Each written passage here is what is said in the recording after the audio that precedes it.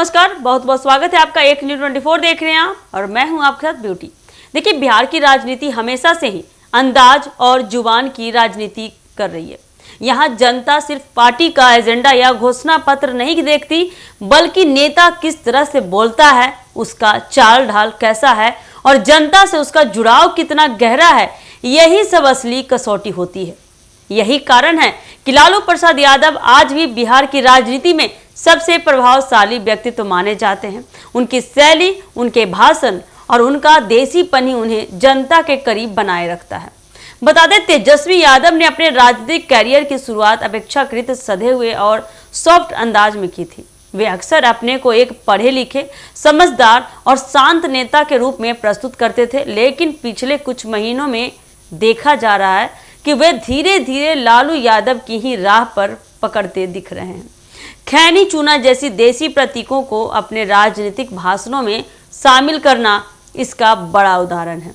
सवाल यह है कि आखिर तेजस्वी ने अपनी छवि में यह बदलाव किस लिए किया? क्या यह बदलाव महज रणनीति है या तेज प्रताप के दबाव का असर है? बता दें, तेज प्रताप यादव हमेशा से लालू प्रसाद यादव की शैली के ज़्यादा करीब दिखे हैं। उनका बोलने का अंदाज, जनता के बीच जाने का तरीका और यहाँ तक कि उनकी सादगी, ये सब लालू की याद दिलाती है।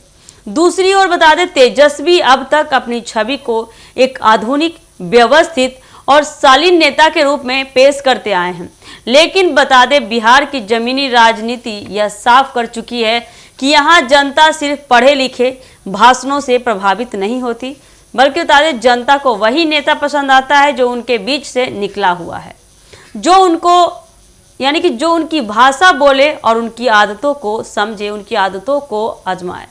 यही कारण है कि तेजस्वी अब अपनी राजनीतिक रणनीति में बदलाव करते दिख रही है। खैनी चूना का जिक्र करते हुए उन्होंने यह संदेश देने की कोशिश की कि वे भी बिहार की असली मिट्टी और संस्कृति से जुड़े हुए हैं।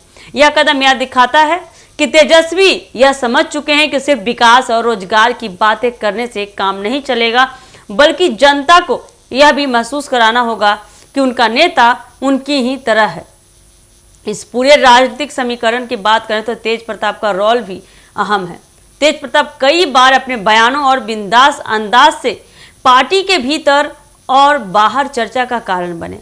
तेजस्वी कहीं ना कहीं इस बात को समझते हैं कि अगर उन्होंने जनता से जुड़ाव का वही देसी अंदाज नहीं अपनाया तो तेज प्रताप इस स्पेस को भर सकते हैं। यही वजह है कि अब वे लालू की उस विरासत को थामने की कोशिश कर रहे हैं, या यूं माने कि वो तेज प्रताप की कॉपी कर रहे हैं, जिसमें भाषणों में लोकल तंज, देसी प्रतीक और जनता की जुबान का प्रयोग प्रमुख रहा है। राजनीतिक रूप से देखा जाए तो यह कदम आरजेडी के लिए फायदेमंद भी हो सकता है। लालू की अनुपस्थिति में पार्टी को एक ऐसा चेहरा भी चाहिए जो न सिर्फ राजनीतिक रणनीति बना सके, बल्कि जनता को यह भरोसा भी दिला सके कि आरजेडी की जड़ें अभी भी उसी मिट्टी में है।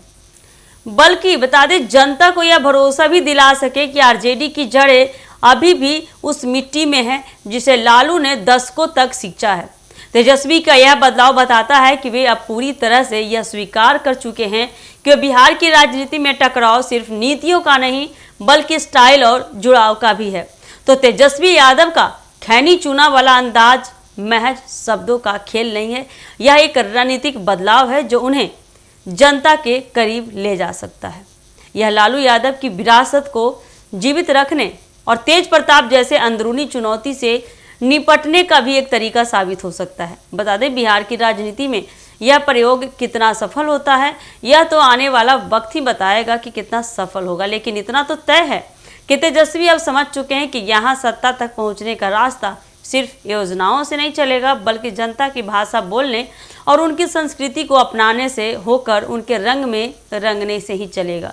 तो आने वाले समय में क्या रंग लाता है तेजस्वी का ये बदला हुआ रूप, यह देखना काफ़ी दिलचस्प होने वाला है। तो आप भी यह देखने के लिए, सारी बातों को जानने के लिए आप हमारे चैनल एक न्यूज़ 24 से जुड़े रह सकते हैं और देखते रहिए एक न्यूज़ 24। धन्यवाद।